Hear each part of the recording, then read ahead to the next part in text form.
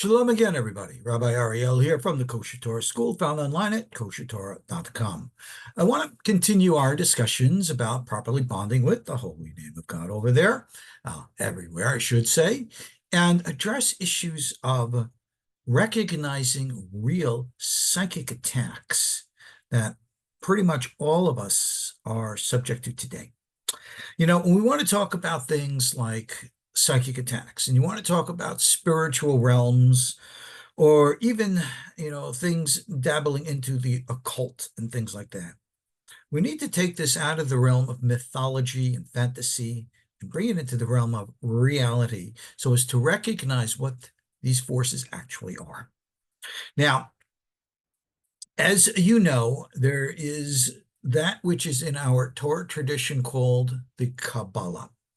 The Kabbalah is not what you see publicly presented on the internet and social media today. It's not a mass movement for people. It is very, as it's been from the beginning, a set of teachings that are designed around the lessons of the biblical prophets, with specific emphasis on how to train to become sensitive to spiritual realities and to become sensitive to receiving the Holy Spirit, Ruach HaKodesh, and of course, hopefully elevating to the level of Nebuah, prophecy itself. Anything and everything that is outside of that original biblical format from a kosher and Torah point of view is obviously occultic, false, and evil. And I cannot emphasize to you enough, stay a million miles away from that nonsense and garbage.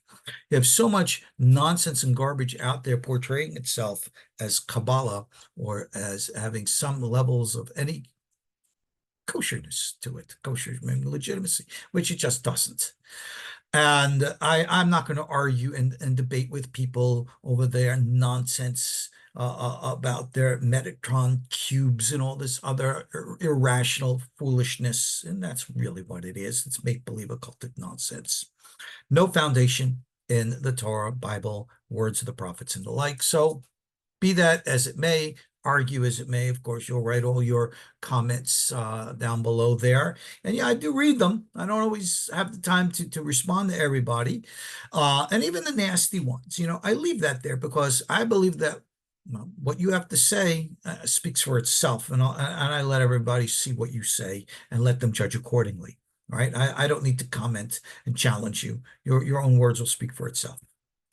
But let me give you one of these lessons here about putting the occult into reality. We are taught that there are 4-dimensional realms in reality. Modern science wants to refer to civilizations as a level 1, 2, 3, 4, and they define these levels of civilization based upon their accomplishments in technology. Nothing could be farther from the truth. We're talking about levels of accomplishment in realms of consciousness, awareness, bonding with the realities of the universe. And therefore, following the ancient path, the ancient traditions, the authentic Kabbalah have outlined that there are 4 basic realms, which, without getting into Hebrew words or philosophical details, pretty much follow the ancient pattern corresponding to the elements of fire, air, water, and earth. And we refer to these levels, if you will, as the spiritual psychic, the intellectual academic, the emotional, and the physical. All right, and we have the Hebrew words. Like I said, I don't want to get into it because it's not relevant. But what is relevant is what we understand as the biblical metaphors. Remember, most of what's written in early Genesis about the Garden of Eden, all of that is symbolic language. I saw in one of the comments, someone was asking what kind of fruit was on the tree of life, good and evil. And yeah, people still think it's like an actual fruit tree. Well, that's what it says. Yeah, but is that what it means? Again, a comment, and I don't mean to have to be harsh here, but if you've never read the Bible, our Torah, our Jewish Bible, in the original Hebrew, you'll never understand it, no matter what your English translation is. If you ever want to study what is the authentic Kabbalah, and you don't know it from the original sources, the original language, you're never going to understand it. Sorry, that's just the way it is pretty much with any topic as well, but be that as it may.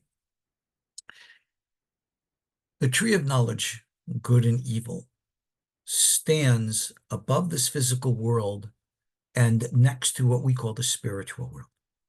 We have the realms of the spiritual, the intellectual, the emotional, and the physical. We're in the physical world.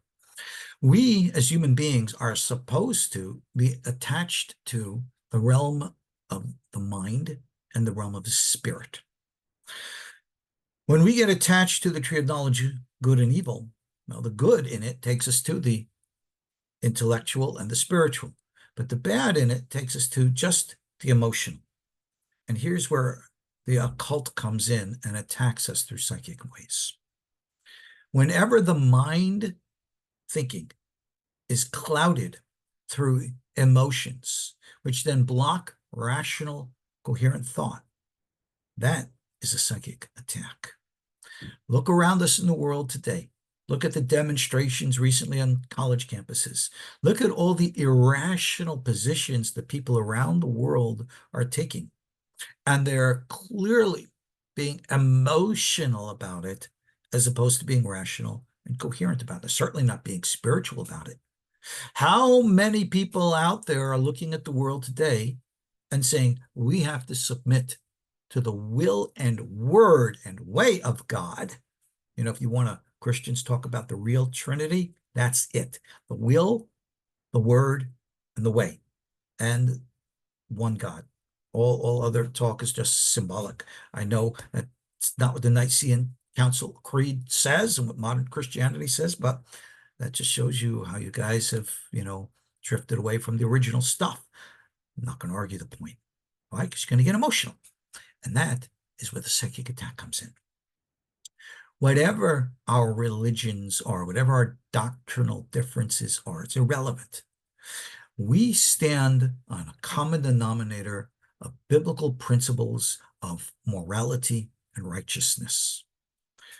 I'm sure you've all been familiar with that Kansas City football player who recently gave a speech at a Catholic college commencement, in which he referenced his Catholic faith and, of course, referenced the morals and values that his Catholic faith has taught him. And, oh, what a hoopla, what condemnation did he face? But I want to remind you, I want to share with you, the morals and the values that this gentleman shared certainly were not just Catholic. They were certainly not just Christian. Where do you think the Catholics and the Christians learned all of those morals and values from? It was from our Jewish Bible. And essentially, in that respect, what this gentleman was actually sharing were Torah values, universal values which apply to all of us, regardless of our morals and values, regardless of our doctrinal differences. That's why I always share with you, bond with the name, the true singularity. Beware of the psychic attacks that are out there. They've inundated our universities today. Today, people don't go to universities to learn how to think. They're being indoctrinated to learn what to think. And essentially, we're graduating a bunch of so-called educated idiots. And it's not right. And we really need to address these issues, recognize what a real occultic psychic attack is by the manipulation of emotions at the expense of clarity and rationality and true spirituality. Because if you are truly spiritual and you're coherent in the mind, then you're going to recognize who your true allies are, regardless of our doctrinal differences, and whether we are Torah faithful Jews or biblical faithful Christians or Catholics or Mormons or whomever. We know to stand together because we recognize God is one, his name is one, and that's what's most important. And if you are subject to the emotional influences and you're not able to see clearly these things because your emotions are going to overcome you like a wave, remember those waves lead to violence, death. Just like it led to the violence and death and the destruction of the temple in Jerusalem in the year 68 AD, just like it led to the destruction of death of the Crusades 1,000 years ago, just like it leads to destruction and death today with radicals in Islam and their attack on the West. So we need to overcome all of this emotionalism and get back to the basics. That basics, Yud, K, Vav, K, the holy name of God. I place God before me always, nothing else. Psalm 16, verse 8. Embrace it, live it, be it. God's blessings. We'll talk more about this in future videos. Talk to you all soon. Thank you all. Shalom.